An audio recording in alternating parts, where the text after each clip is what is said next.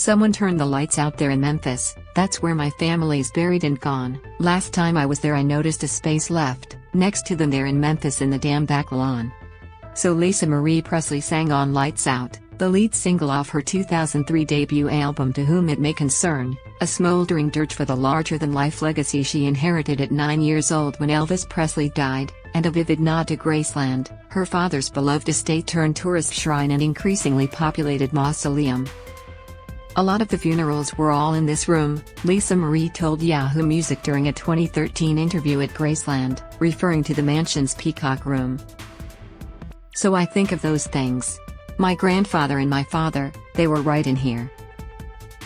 And as she early alluded to in song, Lisa Marie's childhood home will also be her final resting place after her sudden death Jan. 12 at the age of 54.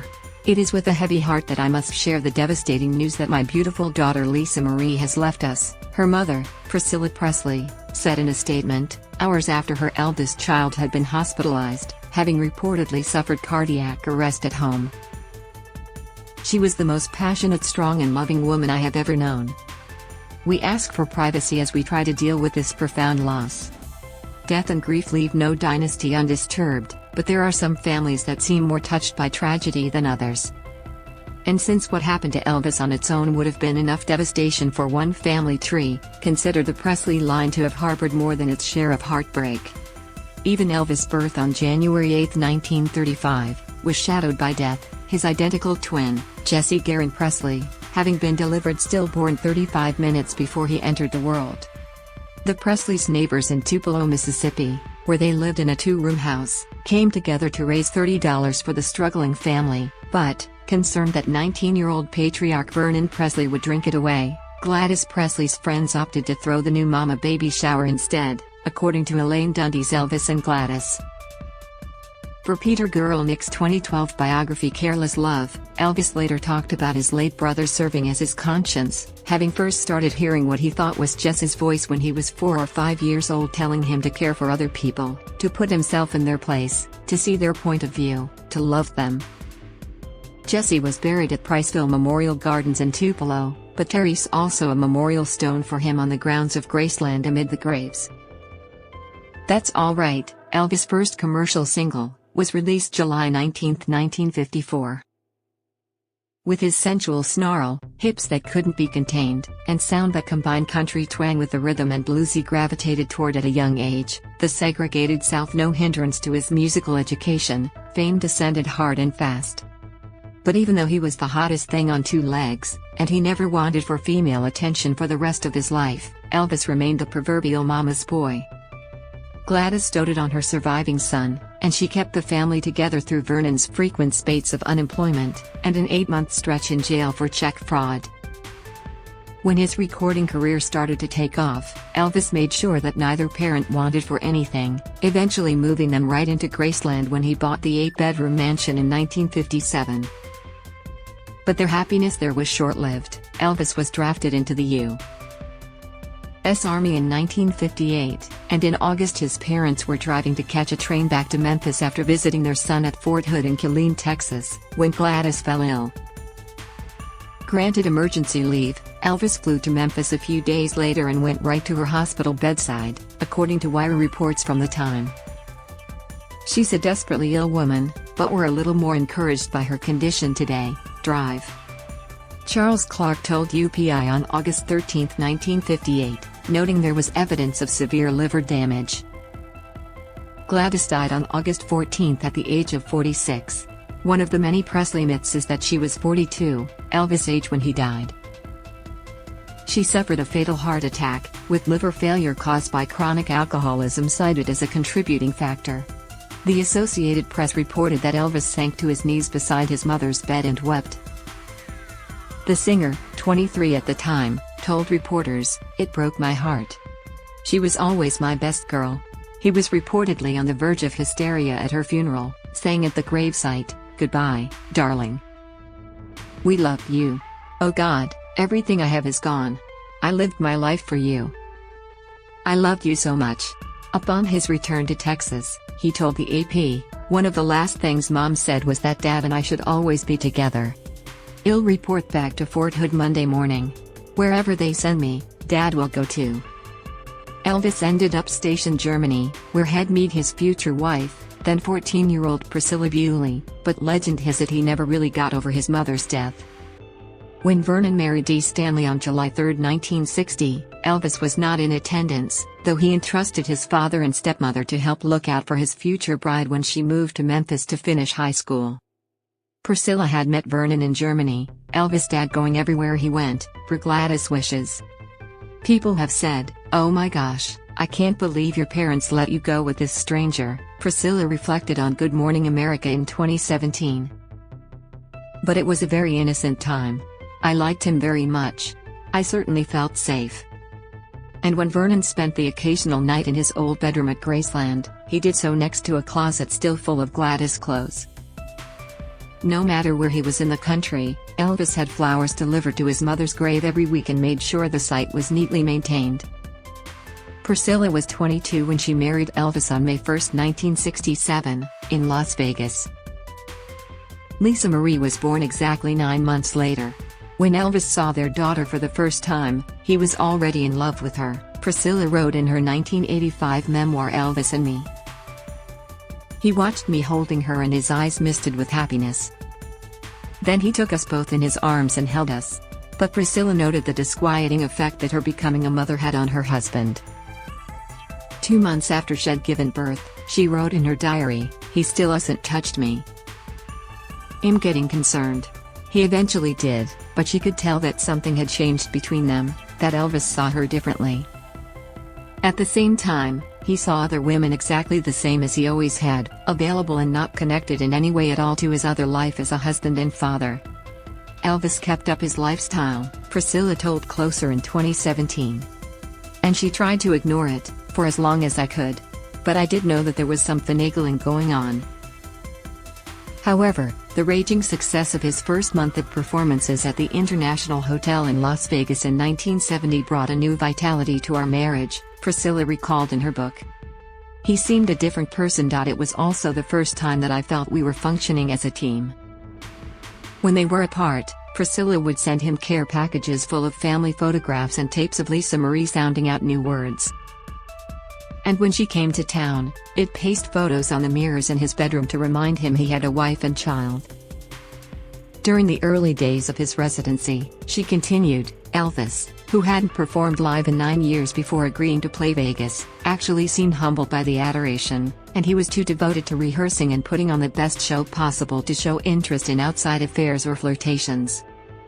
But, in Priscilla's opinion, his domestic life was ultimately no match for the love he was getting from the crowds and, once again, amorous fans. It wasn't the cheating that ultimately put the stake in the marriage, though. Priscilla was mainly tired of having an absentee husband, and Elvis' volatility when they were together, exacerbated by prescription drug abuse, and all the enablers who ostensibly worked for him but whose main job was to cater to his whims, didn't help matters. If he saw somebody he didn't like on the TV, he'd get his gun out and blow it up, Priscilla recalled on Good Morning America last year. Then he would tell his daddy to go get another TV. And eventually Elvis suggested to her that she come to Vegas less often. Their divorce was finalized October 9, 1973. Though Priscilla recalled a few months of bitter proceedings, they agreed amicably to shared custody of Lisa Marie, and so the child started splitting her time between Graceland and her mom's home in Los Angeles. Elvis christened his private plane the Lisa Marie. Talking to Yahoo Music in 2013, Lisa Marie recalled being bitten by the performance bug early, her dad watching her sing her heart out, using his hairbrush as a microphone, in his massive walk-in closet at Graceland. Priscilla told People in 1978 that she continued to go to Graceland with Lisa Marie like we were never divorced. Elvis and I still hugged each other, still had love. We would say Mommy said this and Daddy said that. That helped Lisa to feel stable. There was never any arguing or bitterness. When Elvis died at Graceland of an apparent heart attack on August 16, 1977, when he was only 42, Priscilla recalled wanting to die, too. I could not face the reality that I would never see him alive again, she wrote in Elvis and Me. He had always been there for me. I depended on him, just as he depended on me. We had a bond. We'd become closer and had more understanding and patience for each other than in our married life. We had even talked of one day. And now he was gone. Lisa Marie was 9 and staying at Graceland when her father died just hours after kissing her goodnight, the last time she saw him alive. Though Elvis' girlfriend at the time, Ginger Alden, was the one who discovered his body, his daughter also glimpsed him lying face down on the bathroom floor. Toxicology testing found 14 drugs, including barbiturates, in Elvis' system, forever linking his untimely death to chronic drug use. "I just had a feeling," Lisa Marie told Rolling Stone in 2003. "He wasn't doing well. All I know is I had it, and it happened. I was obsessed with death at a very early age." Though she recorded several technologically aided duets with her dad over the years, 2003's To Whom It May Concern marked her solo debut. "You want to know who I am, and what I am, it's in here," she told Rolling Stone of the album. "This is how either f***ed up I am, or crazy or deranged or stupid or whatever you want to call it. This is me, and it's from me, and that's the only reason I did it." She had welcomed daughter Danielle, the actual first name of actress Riley Keough, who goes by her middle name, in May 1989, and son Benjamin in October 1992 with her then-husband Danny Keough. "The smartest thing I've ever done is have children with this man, because I knew this is the one man I could be connected to for the rest of my life," Lisa Marie said of her ex. After her divorce from Keough, Elvis' daughter infamously married Michael Jackson, the newlyweds thumbing their nose at people's confusion with a big kiss at the 1994 MTV Video Music Awards that September. "I always liked him," Presley later told Jackson biographer Randy J. Borelli. "Michael fascinated me with his talent. I loved watching him dance. He wanted to know me better, but I always thought he was sort of freakish. I didn't really want to know him any better than I already did." Their union lasted less than 2 years. Jackson died of a propofol overdose in 2009 at the age of 50. Lisa Marie also tried marriage on Versailles with Nicolas Cage in August 2002, but he filed for divorce that November, saying in a statement, "I did not talk about the marriage and I am not going to talk about the divorce. But I loved her." Her statement read, "I'm sad about this, but we shouldn't have been married in the first place. It was a big mistake." Talking to Rolling Stone a few months later, Lisa Marie said the marriage was still hanging on a thread, and "I'm not sure what's going on, and I'd rather not talk about it just because of that. I was a tyrant as a kid, and then I had babies and settled down," she reflected to Playboy in an interview published July 30, 2003. "Recently, in the past 6 years, I've gotten back in touch with my inner tyrant teenager. My friends were all out being crazy at 20, and I had babies. Now they're married and I'm like, look at you, you've got it together and I don't." Her divorce from Cage was reportedly finalized in 2004. Lisa Marie resettled down with musician Michael Lockwood in 2006, with whom she welcomed fraternal twin daughters Harper and Finley in 2008. She filed for divorce, later amended to legal separation, in 2016. Seemingly having experienced enough for 9 lives by the time she was 50, Lisa Marie was faced with the unthinkable when her son, Benjamin Keough, died by suicide in July 2020 at the age of 27. Her rep said at the time that Lisa Marie was completely heartbroken, inconsolable and beyond devastated, but trying to stay strong for her 11-year-old twins and her oldest daughter Riley. She adored that boy. He was the love of her life. 3 months later, Benjamin was laid to rest in the Memorial Garden at Graceland, next to Elvis, his great-grandparents Gladys and Vernon, who died in 1979, and great-great-grandmother Minnie Mae Presley. Grief is something you will have to carry with you for the rest of your life, in spite of what certain people or our culture wants us to believe, Lisa Marie wrote in an essay for People published on August 30, 2022, National Grief Awareness Day.